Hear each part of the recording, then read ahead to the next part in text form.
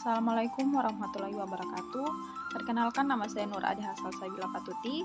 Saya adalah mahasiswa aktif di Universitas Pembangunan Indonesia Manado, Fakultas Keperawatan, semester 7, NIM 1814201052. Video ini dibuat untuk memenuhi proyek UAS mata kuliah keperawatan kritis dengan dosen pembimbing Nurse Anggi Anggelia Escape MKes. Dan di video saat ini saya akan membahas mengenai gagal jantung.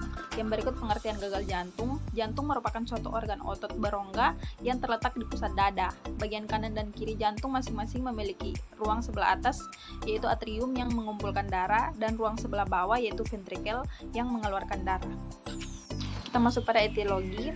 Menurut beberapa penelitian, penyakit jantung disebabkan oleh beberapa hal, yaitu yang pertama usia, yang kedua jenis kelamin, yang ketiga konsumsi garam yang berlebihan, keempat keturunan, yang kelima hiperaktivitas sistem syaraf simpatis, yang keenam stres, yang ketujuh obesitas, yang kedelapan olahraga tidak teratur, yang kesembilan merokok, yang kesepuluh konsumsi alkohol dan kopi berlebihan. Macam-macam gagal jantung. Yang pertama yaitu gagal jantung akut. Gagal jantung akut didefinisikan sebagai serangan cepat dari gejala-gejala atau tanda-tanda akibat fungsi jantung yang abnormal. Yang kedua ada gagal jantung kronik. Gagal jantung kronik adalah suatu kondisi patofisiologi di mana terdapat kegagalan jantung memompa darah yang sesuai dengan kebutuhan jaringan.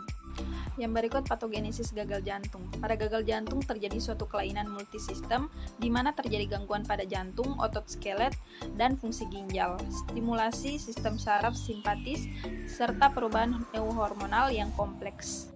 Kita masuk pada diagnosa gagal jantung. Diagnosa gagal jantung dapat dilakukan dengan pemeriksaan fisik dan penunjang.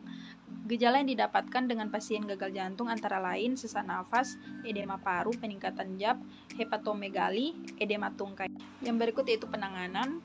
Tujuan umum penanganan gagal jantung adalah meniadakan tanda klinik seperti batuk dan dyspnea, memperbaiki kinerja jantung sebagai pompa, menurunkan beban kerja jantung, dan mengontrol kelebihan garam dan air. Yang terakhir kita masuk pada pengobatan gagal jantung. Pengobatan gagal jantung dilakukan agar penderita merasa lebih nyaman dalam melakukan berbagai aktivitas fisik dan bisa memperbaiki kualitas hidup serta meningkatkan harapan hidupnya.